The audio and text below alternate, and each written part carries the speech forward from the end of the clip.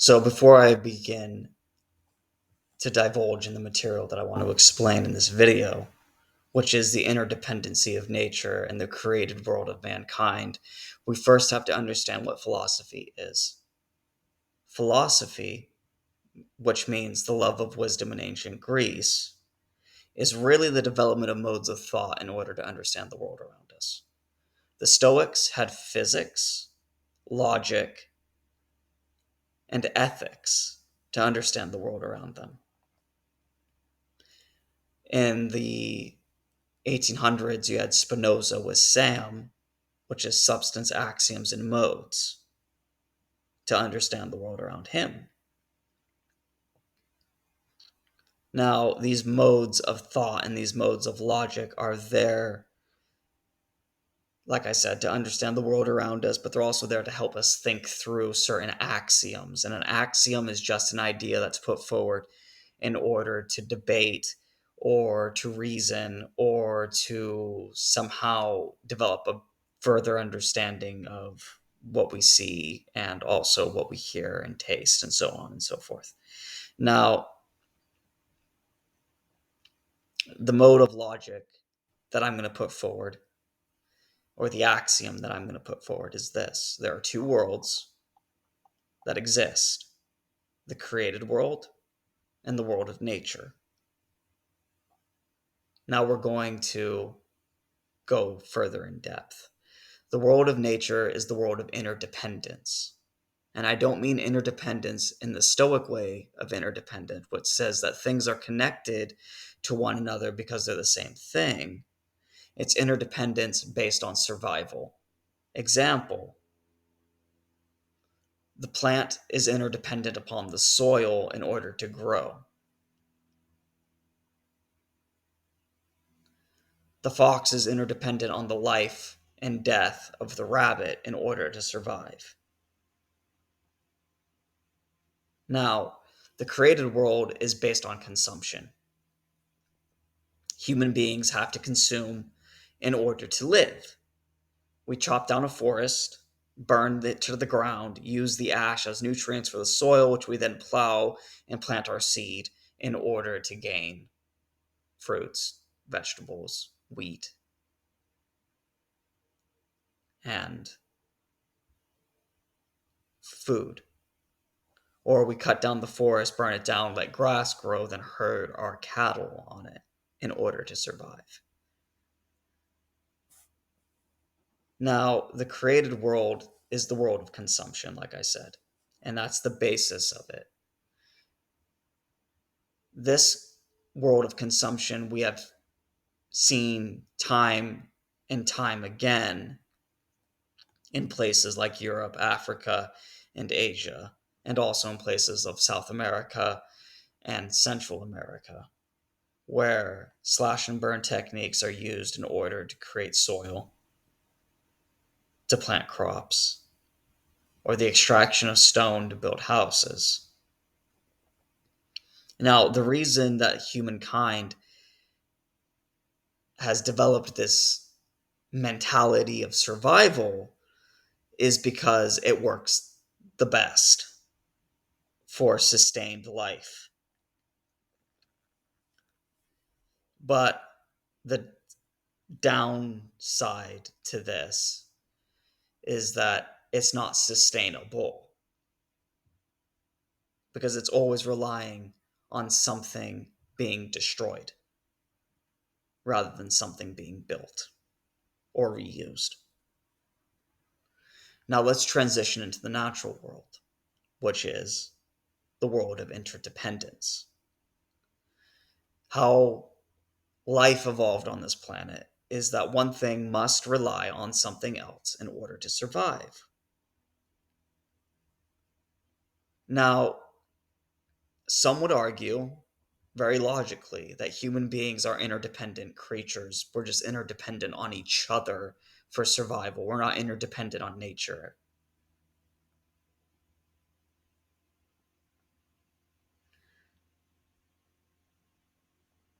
Although this is true, we still have to consume in order for our basic levels of survival to be fulfilled.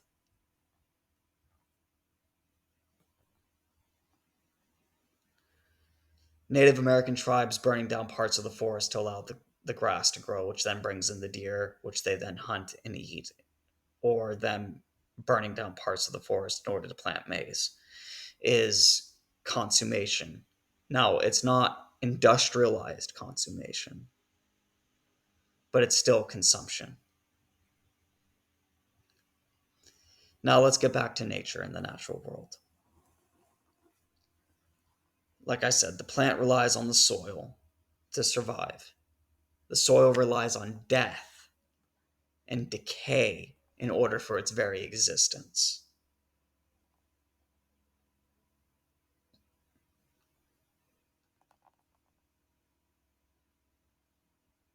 As you can see in this philosophy, there is no God. There is no divine substance that keeps things together like it is in Stoicism or in other ancient philosophies, or even in Spinoza's pantheistic view that God is substance. The natural world does not need a divine force in order for its existence to continue. It just continues.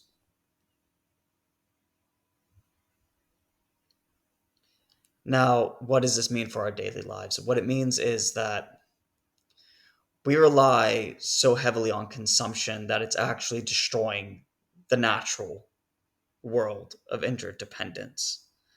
And it's not only destroying the natural world, it's becoming altered. It has become changed. And it's become changed in such a way that our ability to survive is at stake. Our ability to consume is becoming limited because there's nothing really there to consume anymore. Once the forest is burnt down and once the soil has been tilled, there becomes a reduction in nutrients in the soil, which makes it harder for plants to grow, is what I'm saying.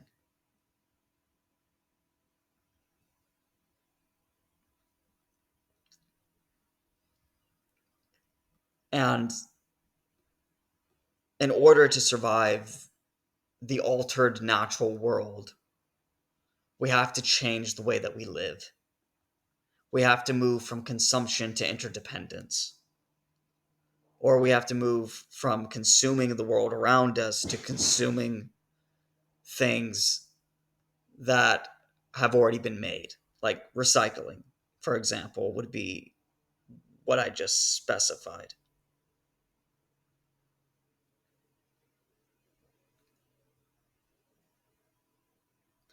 Now, the natural world has developed for its own survival this method of interdependence. It has to interdepend on each other in order to live. The fox must continue to hunt the rabbit, and the soil must have the dead corpse of the rabbit in order to exist. And by default, the plant must also have the dead corpse of the rabbit in order to exist. But that's another idea.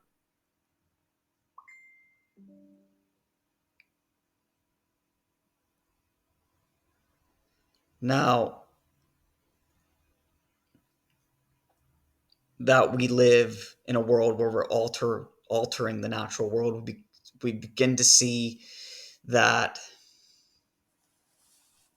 plants and animals still are interdependent on each other, except that the animals that survive must be able to adapt to the world of consumption.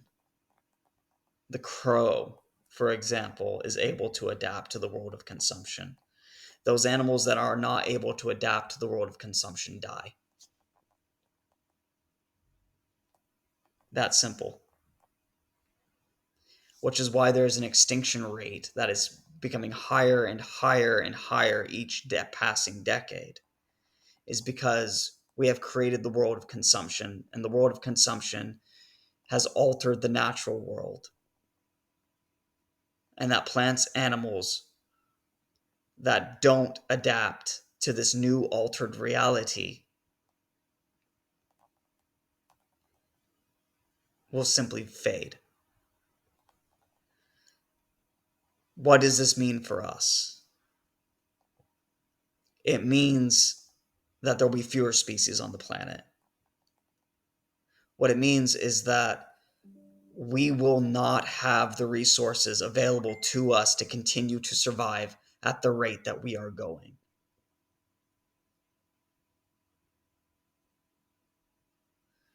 It means that we will have less resources available to us for our consumption.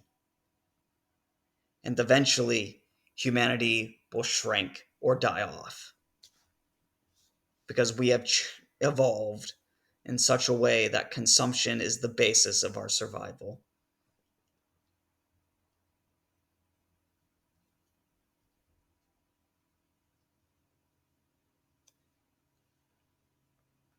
But we are also creatures of free will,